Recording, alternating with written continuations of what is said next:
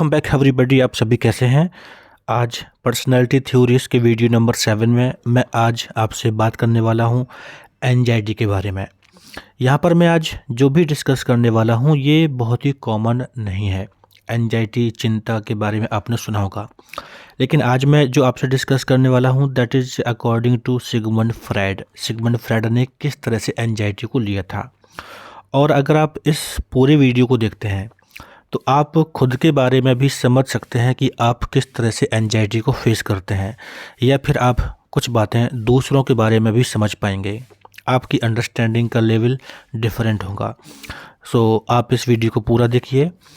और आपको याद होगा कि इसके पहले मैंने जो वीडियो अपलोड किया था उसमें मैंने आपको बताया था इड, ईगो, सुपर ईगो के बारे में। मैंने उसके बारे में बेसिक कॉन्सेप्ट्स के बारे में डिस्कस किया था। अगर आपने उन चीज़ों को अच्छे से समझा है तो आज निश्चित ही एंजाइटी को आप एक नए तरीके से समझ पाएंगे। तो अगर आप सीधा ये वीडियो देख रहे हैं तो मैं कहूँगा कि पहले उस वीडियो को ज़रूर देखिए जो मैंने इसके पहले पर्सनैलिटी थ्योरीज का 6वां वीडियो अपलोड किया था। So let's start. आज हम देखते हैं कि एंजाइटी क्या है और किस तरह से ये हमारी पर्सनैलिटी को मॉडिफाई करती है या फिर अफेक्ट करती है। तो हम शुरू करते हैं। जैसे कि आपके सामने यहाँ पर लिखा हुआ है anxiety. According to Freud, a feeling of fear and dread without an obvious cause. Freud का मानना था कि जो एंजाइटी होती है इसमें कोई पर्टिकुलर कोई कॉज हमारे सामने नहीं होता है, हम बस डरते हैं। Freud described anxiety as an objectless fear, यानी फ्रायड ने एंजाइटी को बताया कि ये एक ऐसा फियर है जिसमें कोई सामने रियल कॉज नहीं होता है, ऑब्जेक्ट नहीं होते हैं। Meaning that we cannot point to its source, हमको नहीं पता चलता है कि हमें क्यों डर लग रहा है। To a specific object that caused it, यानी हम निश्चित किसी स्टिमुलस ऑब्जेक्ट, किसी वस्तु चीज़ के बारे में नहीं जान पाते हैं कि हमें ऐसा क्यों लग रहा है और हम डरते हैं, हम एंजाइटी फील करते हैं। Freud made anxiety an important part of his personality theory. हमें ध्यान रखना है कि सिगमंड फ्रायड ने पर्सनैलिटी थ्योरी में एंजाइटी को एक महत्वपूर्ण पार्ट माना था, asserting that it is fundamental to development of all neurotic and psychotic behaviour. हम अगर बिहेवियर को समझने की बात करें तो यहाँ पर सिगमंड फ्रायड की थ्योरी में एंजाइटी का बहुत ज़्यादा रोल है, क्योंकि ये हमारे न्यूरोटिक एंड साइकोटिक बिहेवियर के डेवलपमेंट में ये कहीं ना कहीं से रोल प्ले करती है। तो बेसिकली एंजाइटी तो हम सभी अपने डेली लाइफ में कभी न कभी फील करते हैं, और यहाँ तक कि आप भी अपने लेमन लैंग्वेज में तो जानते होंगे कि एंजाइटी का भी एक पर्पज होता है ना। एंजाइटी का एक पर्पज होता है, लेकिन आमतौर पे हम अपनी सोसाइटी में इस तरह से डिजाइन होते हैं कि हमें किसी ने कभी सिखाया नहीं होता है कि एंजाइटी का कोई पर्पज है। इसलिए एंजाइटी को एज अ हम सिग्नल को लेने की बजाय हम एंजाइटी को बहुत ही भारी समझ के और उससे हम डर जाते हैं। तो आज अगर आप इस वीडियो को देख रहे हैं तो आपको अच्छे से ये बात सीखनी है कि एंजाइटी का एक पर्पज होता है जो कि आपको किसी न किसी तरीके से किसी न किसी चीज़ के बारे में अवेयर करती है। और अगर हम इसको डील करना सीख जाएं या फिर हम ये समझ जाएं कि एंजाइटी क्यों हो रही है, उसका कॉज क्या हो रहा है, तो हम आसानी से एंजाइटी को दूर भी कर सकते हैं। और सबसे बड़ी बात यह है कि जब हम एंजाइटी को डील करना नहीं जानते हैं तब यह हमारे बिहेवियर को किसी न किसी एक ऐसे अलग तरीके से प्रभावित करती है कि हमारे व्यवहार करने के तरीके सही नहीं होते हैं। तो बात का केवल यहाँ पर इतनी नहीं है कि हम एंजाइटी को दूर करें, बात ये भी है कि हम एंजाइटी को समझें और अपने बिहेवियर में कुछ भी ऐसा एबनॉर्मल ना होने दें जो कि हमारी सोसाइटी में जिसको अलग समझा जाए। सो आप इस कॉन्सेप्ट को समझ के, आगे आने वाली चीज़ों को समझ के दो बातें क्लियर कर सकते हैं। एक तो एंजाइटी के बारे में समझ पाएंगे अच्छे से, और साथ में ही एंजाइटी के नेगेटिव इम्पैक्ट्स को अपने बिहेवियर पर भी नहीं होने देंगे। तो अब हम आगे बढ़ते हैं, लेकिन उससे पहले मैं आपसे 2 क्वेश्चन करना चाहता हूँ कि इस दुनिया में आपके लिए सबसे सिक्योर जगह कौन सी थी या है? आप अपने बारे में सोचिए, बताइए।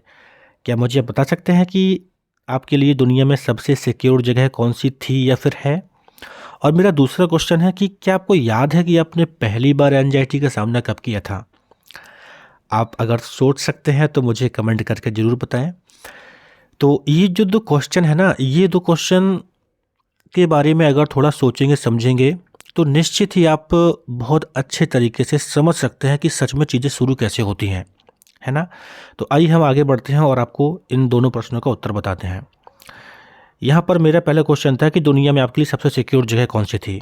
तो इसका आंसर है कि हम जब अपने माँ के गर्भाशय में होते हैं at that time that is the most secure place in the world. हमारे लिए सबसे ज़्यादा सिक्योर प्लेस वही होता है। और कैसे होता है अब मैं आपको बताता हूँ। यहाँ पर आपके सामने लिखा हुआ है, आप देख सकते हैं, the foetus in the mother's womb is the most stable and secure of worlds where every need is satisfied without delay, है ना? एक बात बताइए, जब कोई बच्चा अपने माँ के गर्भाशय में होता है तो क्या कभी उस वक्त बच्चे को विशेष कोई संघर्ष करना पड़ता है कि उसे थोड़े से एनर्जी की आवश्यकता है या फिर किसी भी तरह के एनी सब्सटेंस की आवश्यकता है, खाने पीने की जो बात हो उस गर्भ के अंदर? क्या उस बच्चे को कोई संघर्ष करना पड़ता है? नहीं करना पड़ता है। आप भी जानते हैं कि बच्चे के लिए जो उसकी माँ होती है, माँ में जब गर्भाशय में बच्चा होता है तो वो एक सिक्योर वर्ल्ड होता है उसके लिए, क्योंकि उसे वहाँ कोई संघर्ष नहीं करना पड़ता है। जो भी वहाँ पे डिज़ायर्स होती हैं वो ऑटोमेटिकली फिल होती हैं 9 महीने तक, है ना? ऐसा आप भी समझते होंगे।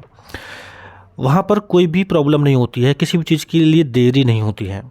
But at birth the organism is thrust into a hostile environment. लेकिन जब बच्चा इस दुनिया में आता है, जब जन्म होता है, तब क्या होता है आपको पता ही है।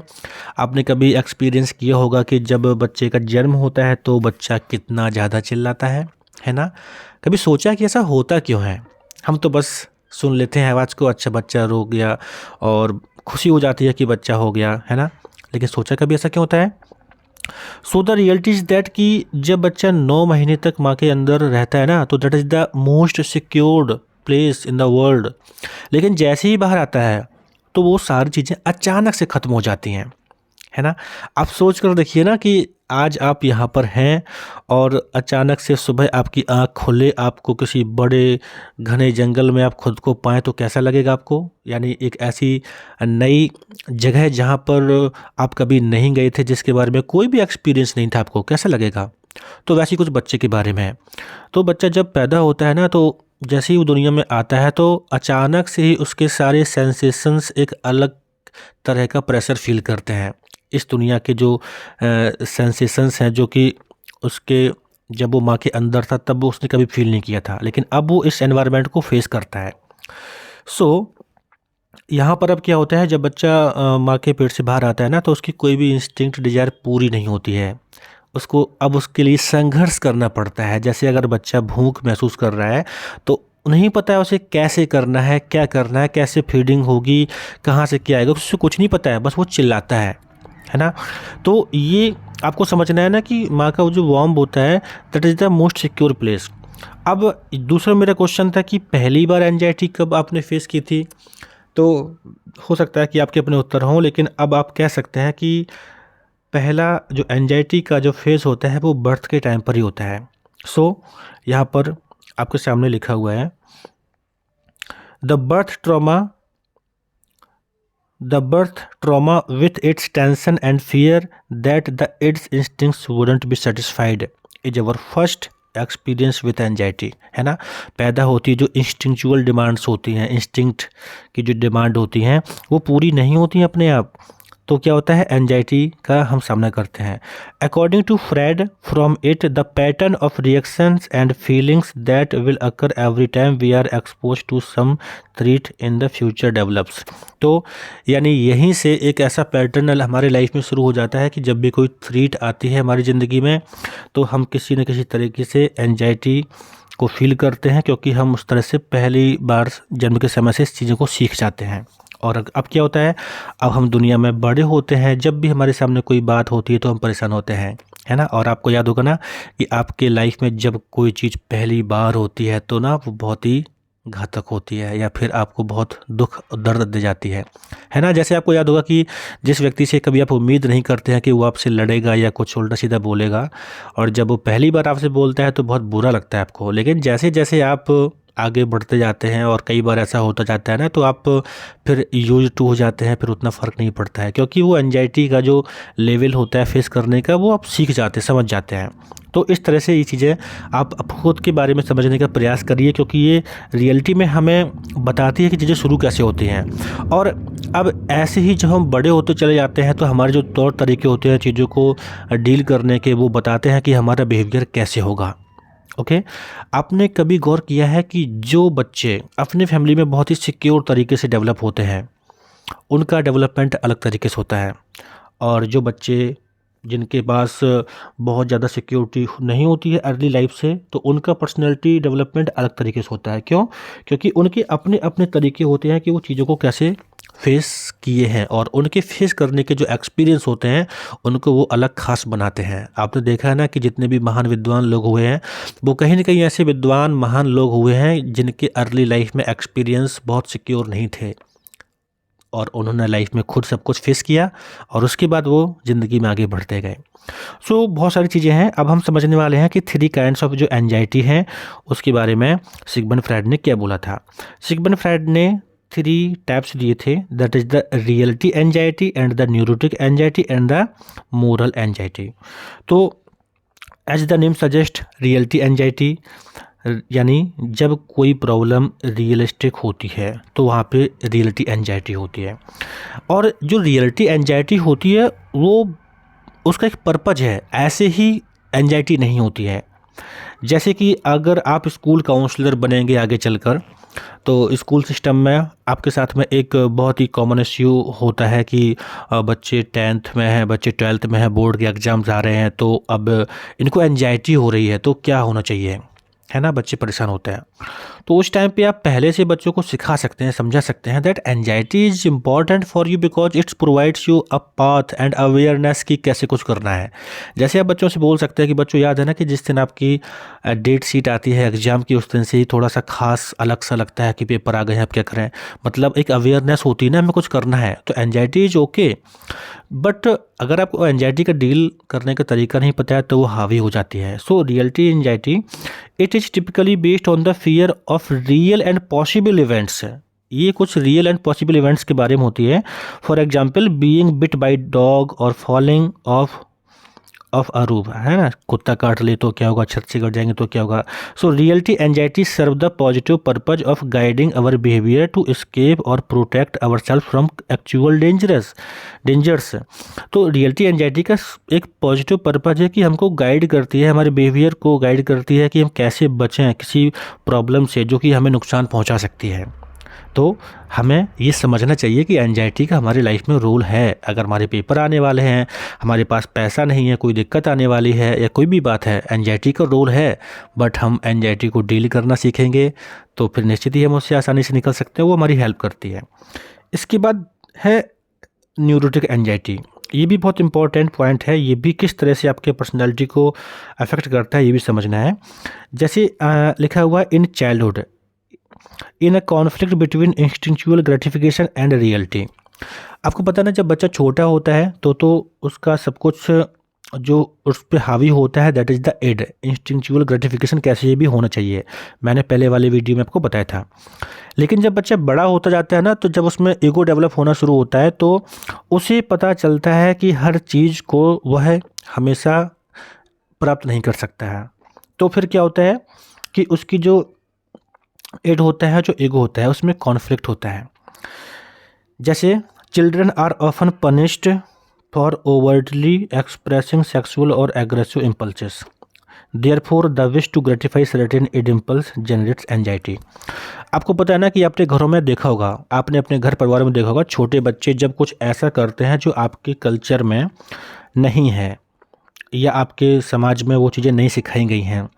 जैसे कि छोटे बच्चे जब कभी अपने प्राइवेट पार्ट को टच करते हैं, खेलते हैं, तो उस टाइम पे सब कोई उन्हें मना करना चाहता है, और जब उन्हें कोई मना करता है, उन्हें कोई थोड़ा डांट देता है, तो फिर उस बच्चे में एंजाइटी डेवलप होती है कि भाई मैंने ऐसा क्या कर दिया कि मुझे इसके लिए डांटा गया है।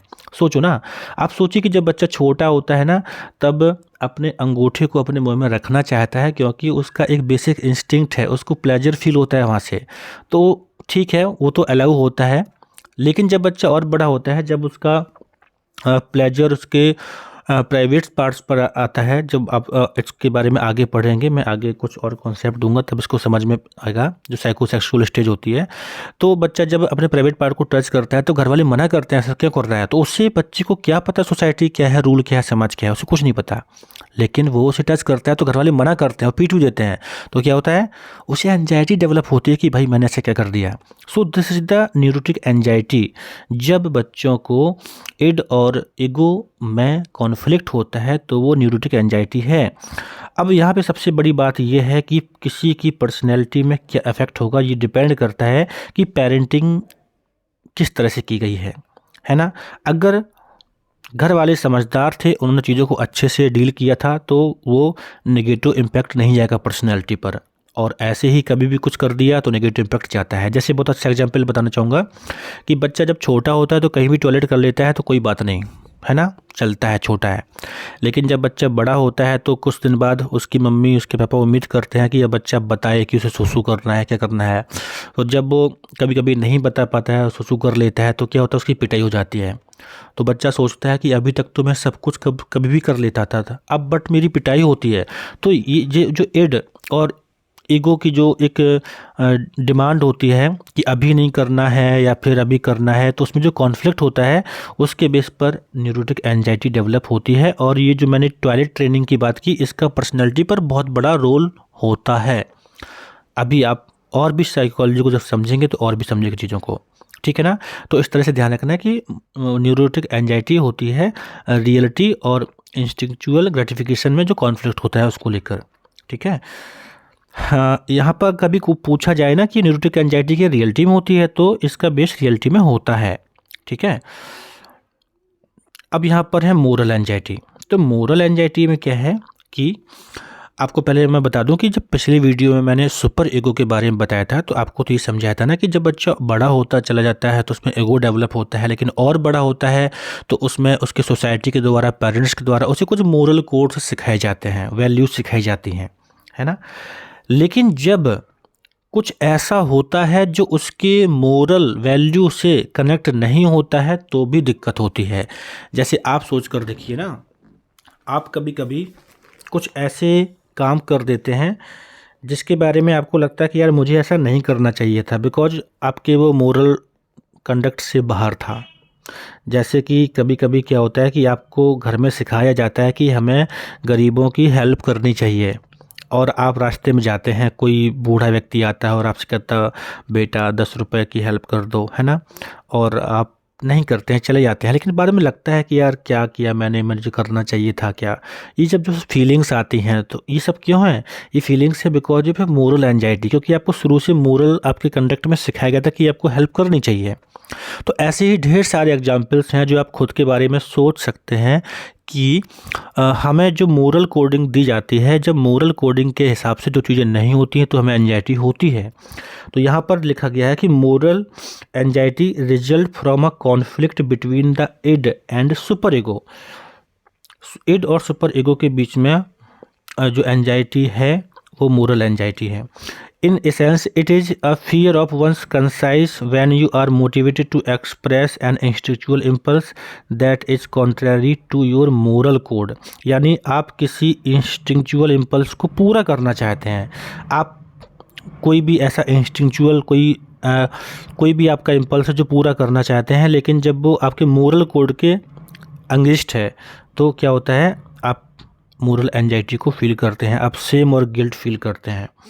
जैसे कि आप जब गौर करेंगे तो अगर इंस्टिंक्ट में हम बात करें खाने पीने के बारे में, तो आपका मन है बहुत ज़्यादा मुझे खाना है खाना है खाना है। जैसे शादियों में आप जाते हैं ना, शादियों में जाते हैं तो कई बार क्या कि अभी खाना शुरू नहीं हुआ है, तो फिर आप थोड़ा सा वेट करना पड़ता है कि भाई अगर मैं शुरू कर दूंगा पहले से खाना तो फिर कोई क्या बोलेगा मेरे बारे में, है ना। और बाई चांस आपने शुरू कर दिया ऐसे ही और पता चलता है कि नहीं यार अभी तो अलाउ था ही नहीं खाना, और आप खा चुके थे तो आपको थोड़ा सा गिल्ट फील होता है ना कि यार मुझे ये नहीं खाना चाहिए था और शर्म आती है, ऐसा नहीं करना चाहिए था, है ना।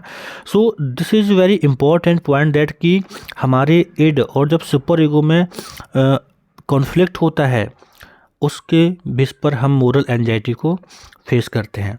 अब यहाँ पर ध्यान रखना है कि मोरल एंजाइटी कितनी ज़्यादा होगी वो डिपेंड करता है कि कितना ज़्यादा आपका सुपर ईगो डेवलप है, कितना ज़्यादा आपको मोरल वैल्यू सिखाया गया है। जैसे आज के दौर में हम देखते हैं कि बहुत सारे जो न्यू टीनेजर्स हैं वो ज़िंदगी में कुछ भी करते हैं, अपने हिसाब से करते हैं, वो नहीं देखते हैं सोसाइटी में क्या चल रहा है और उन्हें कुछ बुरा लगता भी नहीं है।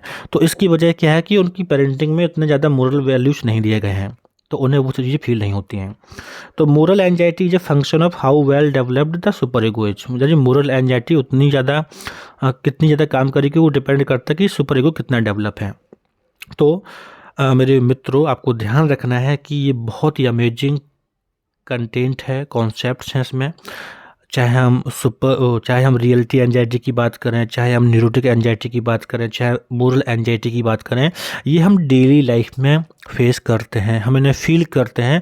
और सबसे बड़ी बात है, इन चीज़ों को डील करने के तरीके हमारे पर्सनैलिटी को अफेक्ट करते हैं। तो आप इन चीज़ों को समझिएगा। कोई क्वेश्चन है पुटअप करिएगा, डेली एक्सपीरियंस का भी है उसे भी आप मुझे बताइए, शेयर कीजिए, सो दैट आप अपनी नॉलेज को इन्हेंस कर पाएँ और अपने आप में बेहतर तरीके से साइकोलॉजी को सीख पाएँ। तो थैंक यू, आप मेरे साथ जुड़े रहें। मैं आगे भी कुछ ऐसे ही और भी कंटेंट दूंगा, और अगर आप इस कंटेंट को पसंद करते हैं तो please share this to your friends, जो और भी लोग हैं, ताकि उनको भी साइकोलॉजी में कुछ ऐसी चीज़ें समझ में आ सकें। सो थैंक यू, मिलता हूँ अगले वीडियो में।